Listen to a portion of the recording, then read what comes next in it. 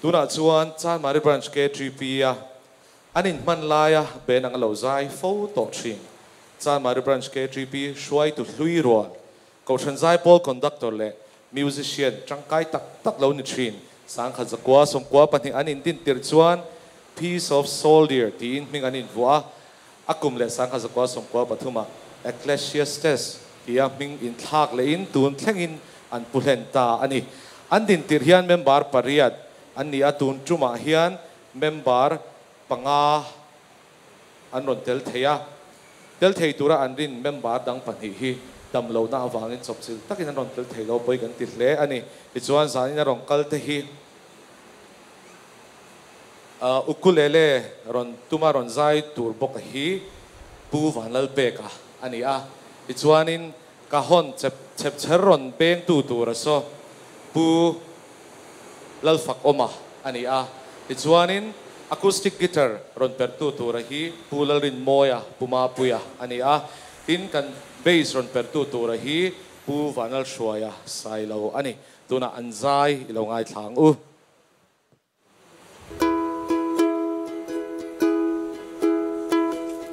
nang ma châu bây se na tham wan na le him na rem na te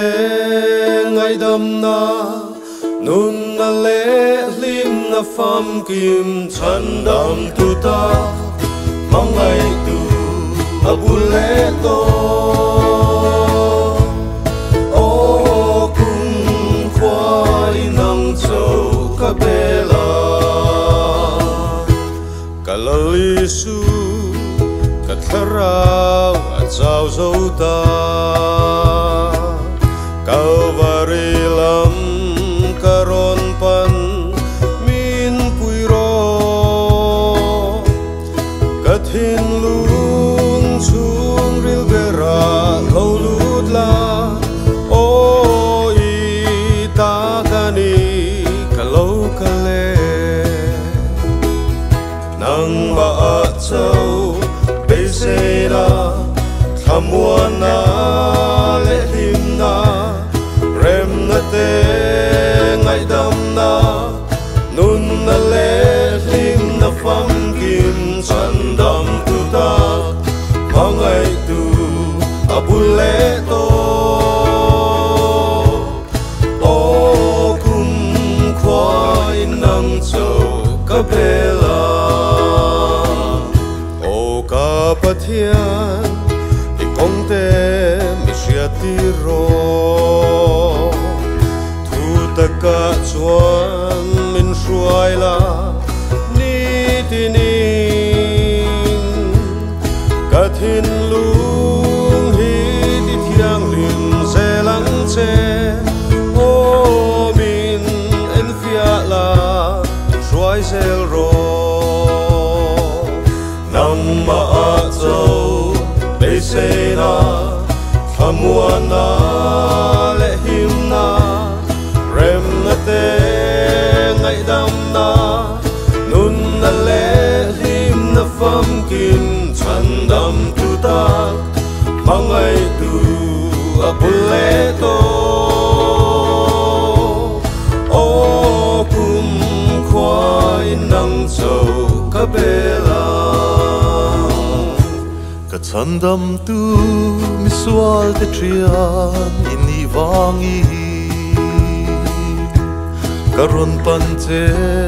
tu ma dang kangai lo chatuan khe nga kamamo berlal pa o min thugrula